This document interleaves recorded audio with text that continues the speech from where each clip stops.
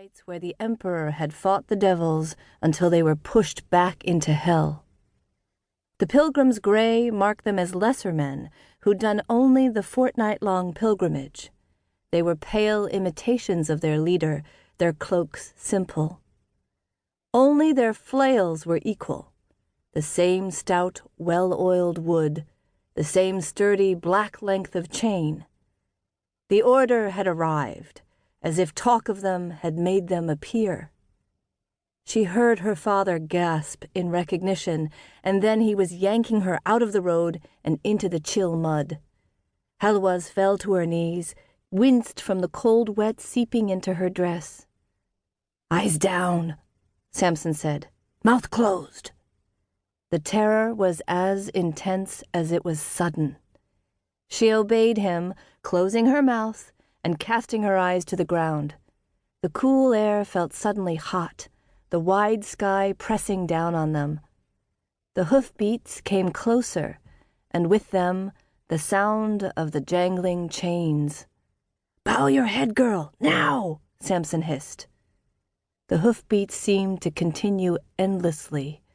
The sound of the chains rose as they drew closer. Heloise could see the links playing out behind the horses, dragging in the dirt. A dead woman slid past Heloise, green and bloated, caked with road filth. She was wrapped in the long gray ropes of her innards, tangled in the metal links until Heloise couldn't tell her guts from the chains. The horses dragged another body beside her, wrapped in metal like a silkworm in molt. Heloise's gorge rose at the stink, and she gagged, clapping a hand to her mouth. Another moment, and they would be past. "Please, don't notice us. Please ride on." The jangling ceased as the riders halted. Heloise couldn't resist glancing up. The sojourner had a narrow face and a smile that was somehow worse than a scowl.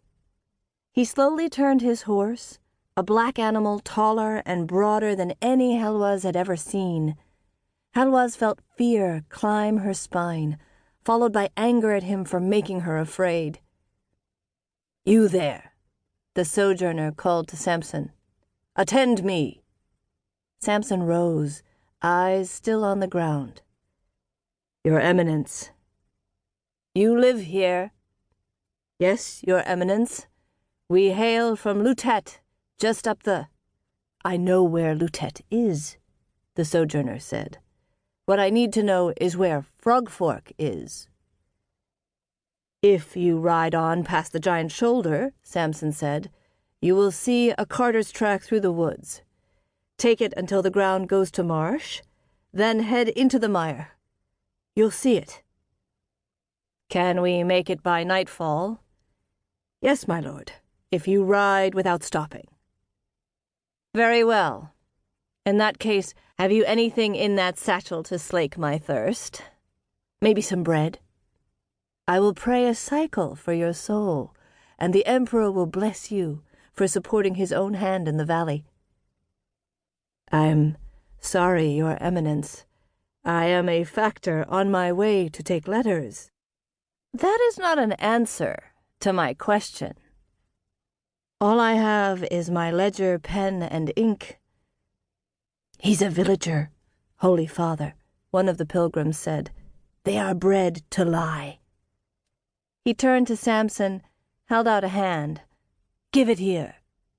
Without lifting his eyes, Samson handed the satchel over. The pilgrim fumbled with the iron buckle before cursing and ripping it open, sending a popped rivet flying. He thrust one gauntleted hand inside and seized a handful of her father's pens, tossed them into the mud. One of the ink pots followed.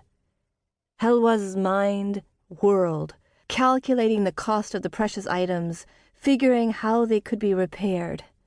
It wasn't so bad. The pens were wood and metal. Some had fine tips, but provided she was careful when she cleaned them, they wouldn't be damaged. She winced as the ink pot struck the wet mud, but she didn't think it had cracked.